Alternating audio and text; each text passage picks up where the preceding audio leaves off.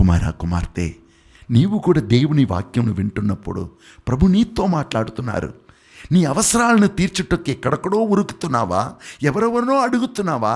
జ్ఞాపకం చేసుకో, యేసుని దివ్య శరీర రక్తం అంటే ఆనాడు నా వాక్యంను వినుటకు వచ్చిన బిడ్డల్ని అర్థం చేసుకున్నాను.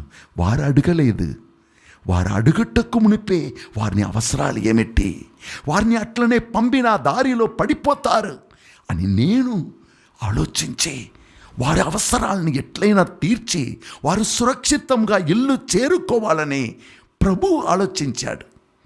నీకు కూడా అదే ప్రభు యేసుని దివ్య హృదయం శరీరం పలికే సత్యమేమనగా, నీ అవసరాల్ని ఎరిగి, నీవు ఎటువంటి ఆపత్తులో ఉన్నావని ఎరిగి, నీకు నీ దారిలో ఏమి ముళ్ళు రాళ్ళు ఉన్నదని ఎరిగి, నీవు నిన్ను కాపాడుటకు ప్రయత్నిస్తావో లేదో, నిన్ను కాపాడి నిన్ను పోషించి నిన్ను గణపరచే తండ్రిగా దేవుడుగా ప్రభు ఉన్నాడు.